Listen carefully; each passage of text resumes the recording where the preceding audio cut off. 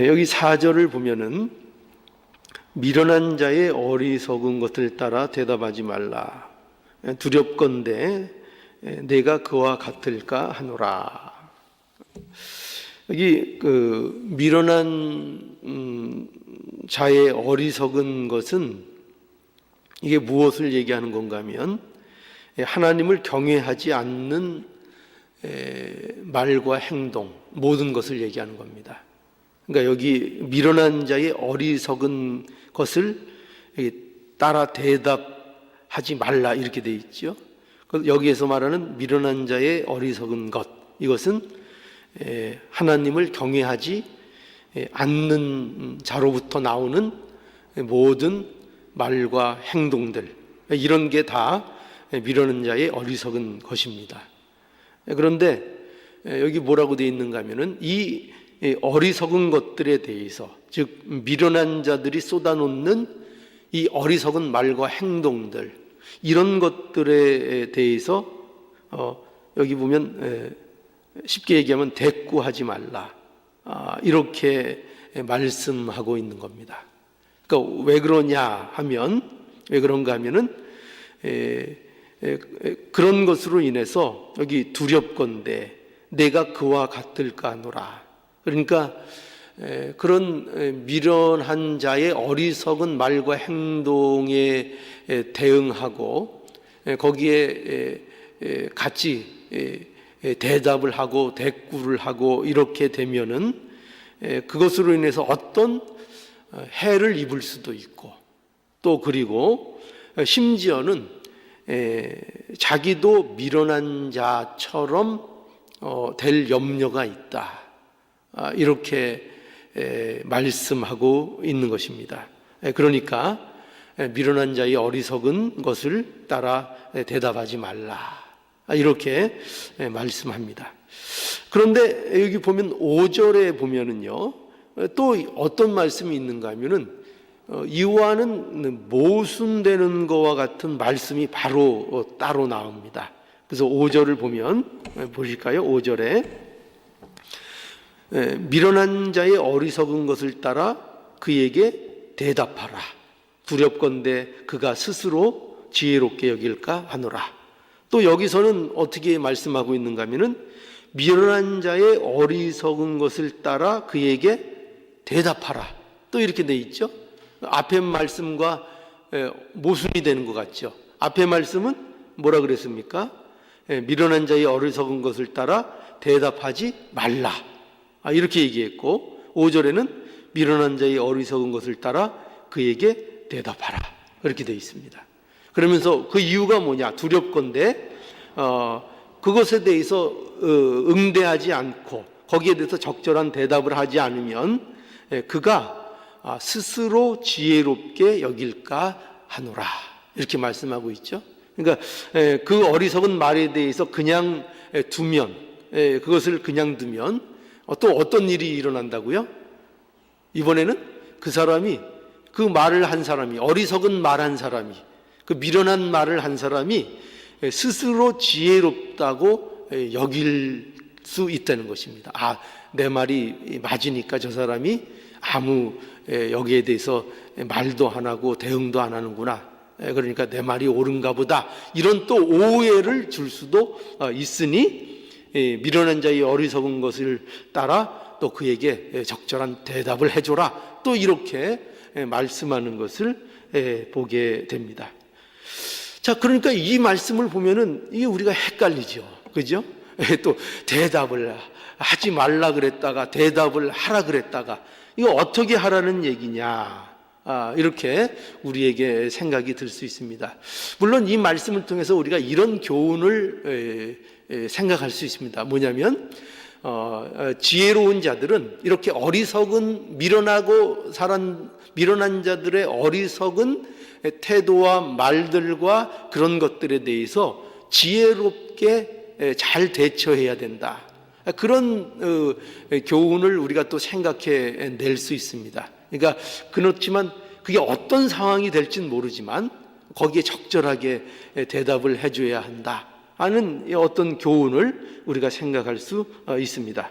그런데 그런데 이 말씀은 그러한 이제 교훈도 생각해 볼 수 있지만 이것은 사실 미련한 자에 대한 설명이라고 우리가 그렇게 이해를 해야 됩니다. 그러니까 미련한 자에 대해서 초점을 맞추고 있죠. 미련한 자가 어떤 자냐 하는 것이죠. 미련한 자가 처한 상태, 그러니까 그 심각함을 말씀해 주는 것으로 우리가 이렇게 보아야 할 것입니다. 그래서 쉽게 얘기하면 이거죠. 이 말씀이 뭐냐? 이 모순돼 보이는 이 말씀을 통해서 우리에게 무엇을 가르쳐 주시는가 하면은 간단합니다. 뭐냐면 미련한 자에게는 답이 없다 이겁니다. 뭐라고요? 미련한 자에게는 답이 없다. 미련한 자는 그의 말을 들어주고 상대하면 그 일로 인하여 어떤 일이 일어날 수 있다고요? 내가 미련한 자처럼 될 수 있고, 또 그렇다고 해서 적절한 대답을 해주지 않으면 미련한 자는 또 어떻게 한다고요? 자기가 옳은 줄 알고 더욱 교만에 빠지는 그 가운데 나가게 된다는 거예요. 그러니까 쉽게 얘기하면 이렇게 해도 문제고 저렇게 해도 문제가 된다는 것입니다. 누구에게요? 미련한 자에게는요. 그러니까 이게 근본적인 문제라는 것입니다. 그에게 어떻게 이렇게 대하면 이 문제가 나아지고 저렇게 대하면 이 문제가 나아지는 것이 아니라 어떤 환경과 어떻게 대하느냐의 문제가 아니라 이거는 근본적인 문제라는 것입니다. 그러니까 미련한 자에게는 어리석은 것밖에는 나올 수가 없고, 미련한 자에게는 어떤 것을 해도 그 결과가 좋지 않은 것으로 나올 수밖에 없다는 것입니다. 그래서 이것을 통해서 미련한 자가 처한 그 상태의 심각함, 제가 지난 시간에 얘기할 말씀, 이 잠언 앞에 말씀에서도 이 미련한 자를 얘기했었죠. 그러면서 제가 계속 강조한 게 있습니다. 뭐냐면 미련한 자가 얼마나 끔찍한가. 미련한 자는 그 미련함을 알지 못한다는 것입니다. 그게 그래서 얼마나 끔찍한가. 그러니까 그 설교를 하고 나서 돌아갈 때 우리 집사람이 그랬어요, 저한테. 뭐냐면 아유, 너무 끔찍하다는 말을 많이 해서 끔찍했어. 근데 그 말이 이게 지금 그걸 가르쳐 주거든요. 그러니 그걸 얘기 안 할 수가 없죠. 끔찍하다는 말 듣기 끔찍하지요.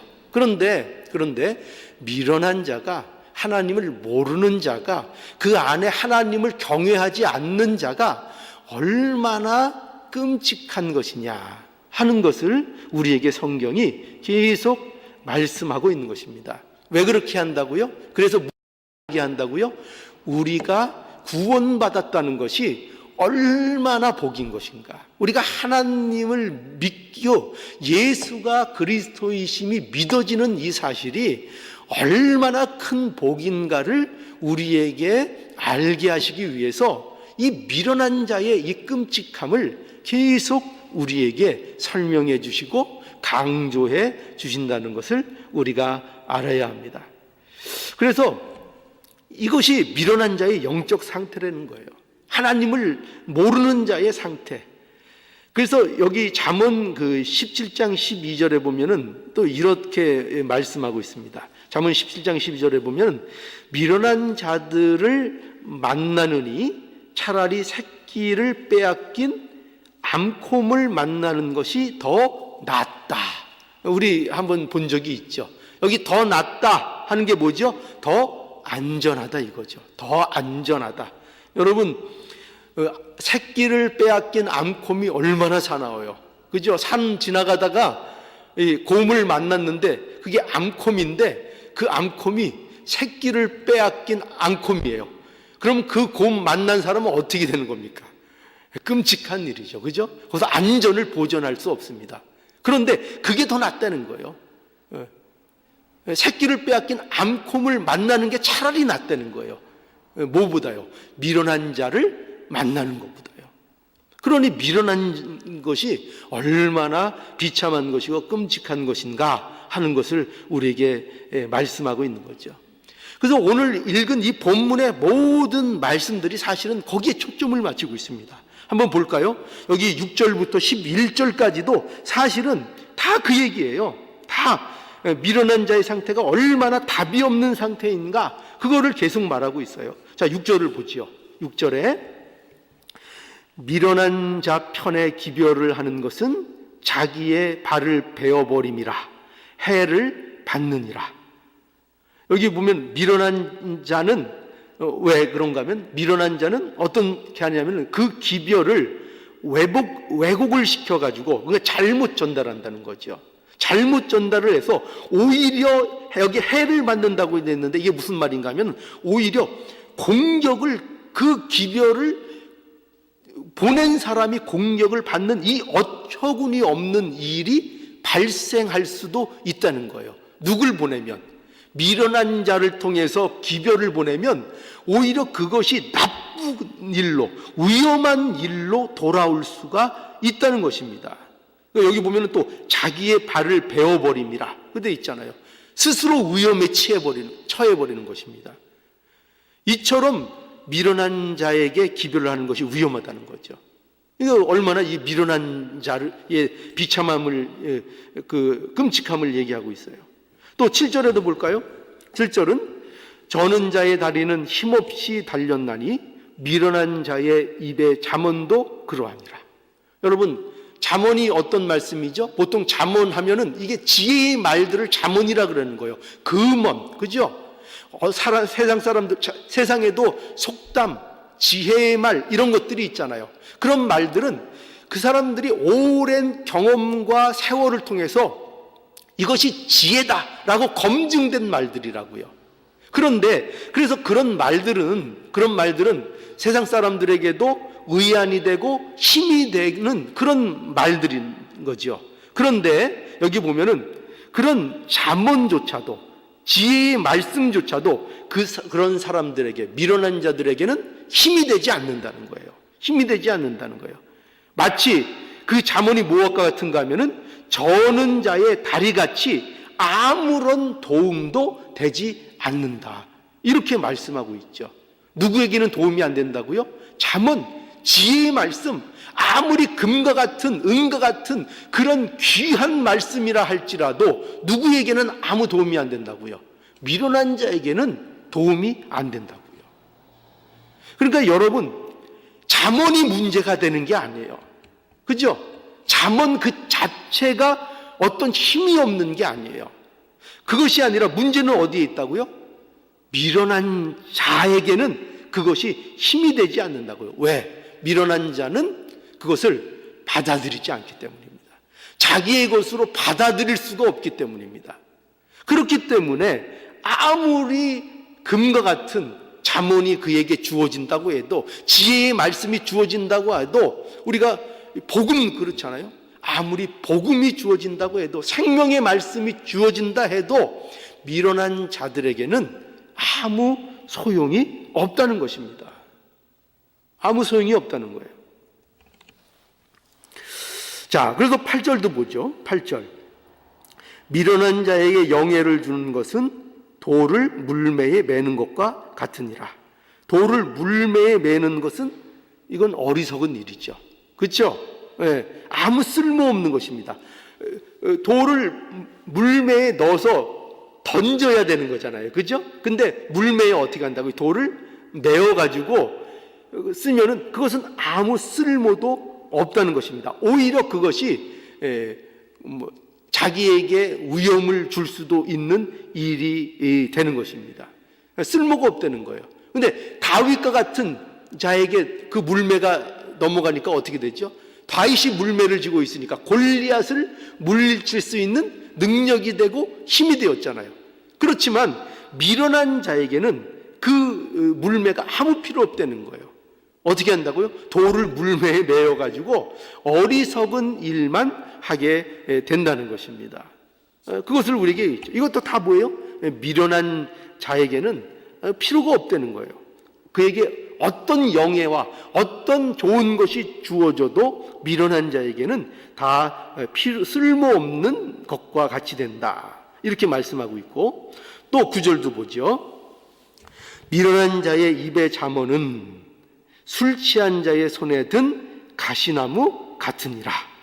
예, 여기도 잠언이 얼마나 미련한 자에게는 아무 소용이 없는가 말씀하고 있죠. 오히려 술 취한 자의 손에 든 가시나무 같다 이거죠. 그러니까 잠언은 지혜의 말씀인데 그 잠언의 말씀이 오히려 남을 어떻게 한다고요? 남을 해치고 남을 위협하는 것이 될 수 있다는 거예요.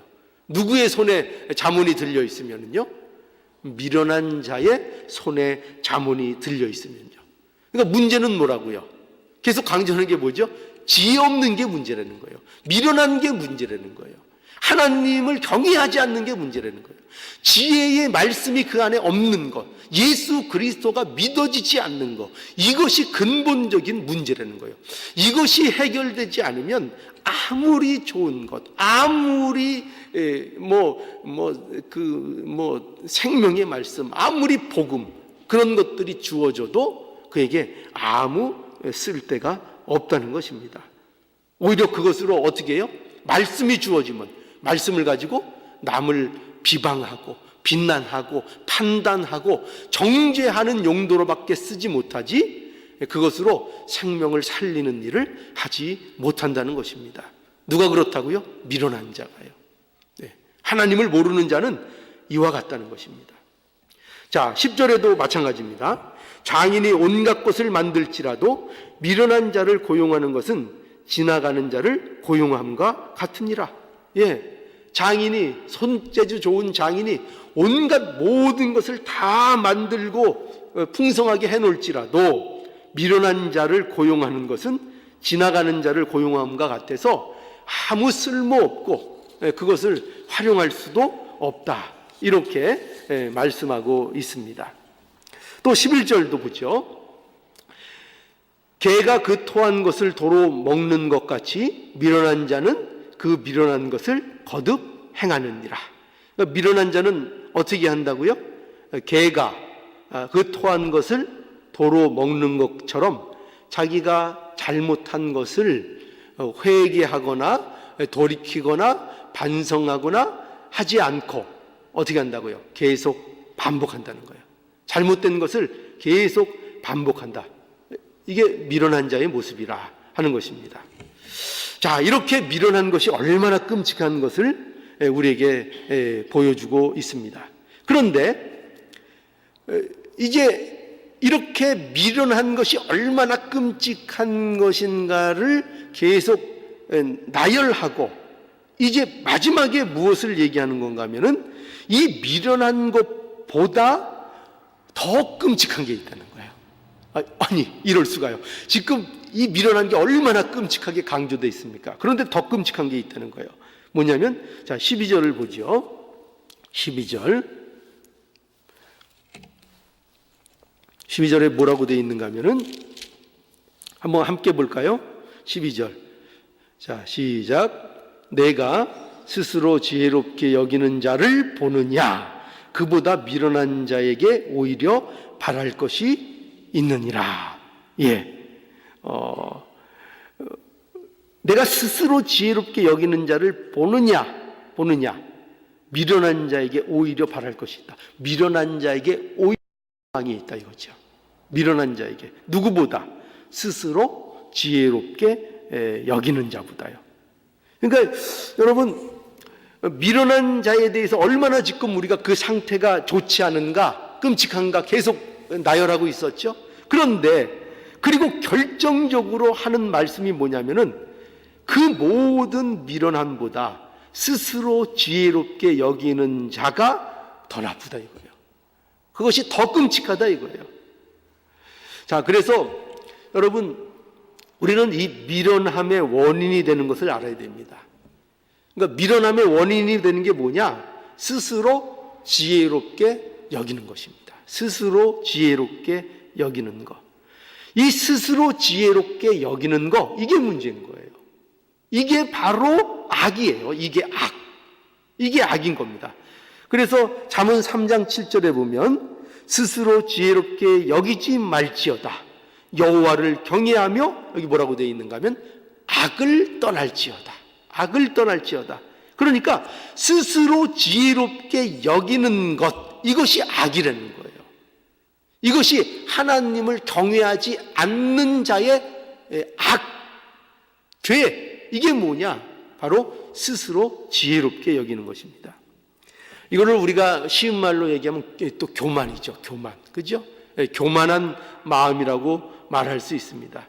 그래서 스스로 지혜롭다고 믿고 하나님을 믿지 않는 것, 예수를 믿지 않는 것, 이것이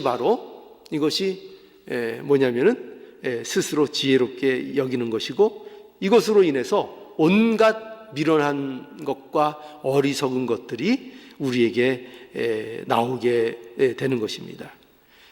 그래서 이 스스로 지혜롭게 여기는 것은 또 예수 믿는 것을 미련하게 생각하는 거예요. 그렇죠? 예수 믿는 것을 미련하게 생각하는 것, 이게 스스로 지혜롭게 생각하는 것입니다. 고린도전서 1장 18절에 보면은 십자가의 도가 멸망하는 자들에게는 미련한 것이요. 그죠? 십자가의 도가, 예수가 그리스도시라는 이 사실이, 예수 그리스도께서 우리를 위해서 십자가에서 돌아가시고 부활하셔서 우리의 죄를 담당하시고 우리를 의롭게 하셨다는 이 사실, 이 십자가의 도, 이 사실이 멸망하는 자들에게는 이거 믿어지지 않는 거죠. 믿어지지 않고 이것이 미련한 것으로 보여진다는 것입니다. 그러나 구원 얻는 우리에게는 이 십자가의 도가 하나님의 능력이라, 이렇게 말씀하고 있죠. 또 고린도전서 1장 23절에 보면 우리는 십자가에 못 박힌 그리스도를 전하니 유대인에게는 이것이 꺼리끼는 것이요 이방인에게는 미련한 것이로되 오직 부르심을 입은 자들에게는 유대인이나 헬라인이나 그리스도는 하나님의 능력이요 하나님의 지혜니라. 그러니까 뭐예요? 핵심이 뭐죠? 그리스도가 지혜인 거죠. 그 지혜를 거절하고 그 지혜를 믿지 않고 스스로 지혜 있다 하는 자, 그죠? 스스로 지혜가 있는 자는 이 지혜를 받아들이지 않는 거예요. 누구를 받아들이지 않는다고요? 예수 그리스도를 받아들이지 않는 것입니다. 그러니까 예수 그리스도를 받아들이지 않는 것이 스스로 지혜 있는 자로 여기는 것이고, 또 스스로 지혜 있는 자는 예수 그리스도를 받을 생각을 하지 않는 것이죠. 그래서 모든 어리석음이 여기서 나오는 겁니다. 모든 미련함이 여기로부터 나오는 것입니다. 이것처럼 끔찍한 것이 없는 것입니다. 그래서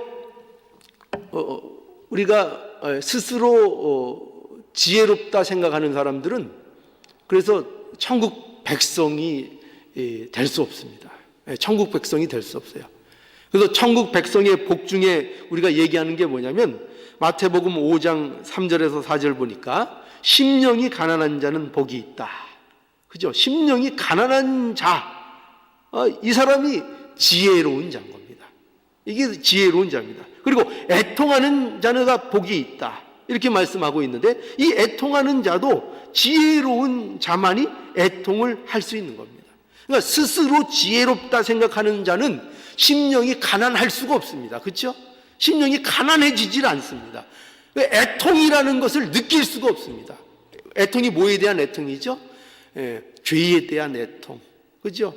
죄에 대한 애통, 자기 자신에 대한 이 애통, 의에 대해서 나가지 못하는 자기가 갖고 있는 이 현실, 그것에 대한 애통, 또 가난한 심령, 하나님에 대해서 하나님을 절대적으로 강구하는 그 마음, 가난한 심령, 절대적 빈곤을 느끼는 그 마음, 하나님이 절대적으로 필요하다는 것을 아는 그 마음, 그 가난한 심령, 이 마음이 어떤 사람들에게는 안 생겨요? 스스로 지혜 있다 하는 사람들, 그죠? 교만한 사람들, 이 사람들에게는 이것이 생기질 않는 것입니다. 그래서 우리가 마음이 가난하게 되는 거, 또 애통하게 되는 것, 이것이 복이고 이것이 지혜로운 자의 모습인 것을 우리에게 말씀하고 있습니다. 그러니 그리스도인의 삶은요, 항상 겸손해야 하는 것입니다. 항상 겸손하고 교만으로 나가면 이거는 그리스도인의 삶이라고 말할 수 없죠. 로마서 12장 16절에 서로 마음을 같이 하며 높은 데 마음을 두지 말고 도리어 낮은 데 처하며 스스로 지혜 있는 채 말라. 성도의 생활이죠. 그죠? 성도의 생활은 스스로 지혜 있는 채 하는 생활이 아닙니다. 언제나 겸손하게 하나님 앞에 나가고 예수 그리스도 앞에 나가고 그 십자가를 공로를 의지하는 그 가운데 항상 나가는 이러한 모습이야말로 참된 하나님의 백성의 모습인 것을 알아야 하겠습니다. 그래서 가장 끔찍한 게 뭐라고요? 미련한 게 끔찍한 것인데 이 미련함을 날마다 우리가 벗어버릴 수 있도록 하나님 앞에 기도해야 되겠고, 또 이보다 더 끔찍한 게 그 근본적인 문제가 우리가 스스로 지혜 있다 생각하고 지혜를 거절하는 것인데, 이 지혜를 거절하는 이 마음, 내가 스스로 지혜롭다는 이 마음, 이것을 아직도 이것이 우리 마음에 남아있을 수 있는데 이 마음들을 우리가 점점 벗어버리고 이 스스로 지혜롭다 하는 이 옛사람의 이 부패성과 날마다 싸워서 우리가 벗어던지고 날마다 하나님을 의지하는 귀한 심령들이 모두 되어야 되겠습니다. 이것이 우리가 누려야 될 복인 줄을 우리가 마땅히 아시고 우리가 날마다 지혜 대신 예수 그리스도께로 나아가고 의지하는 우리의 복된 삶이 되기를 간절히 바랍니다.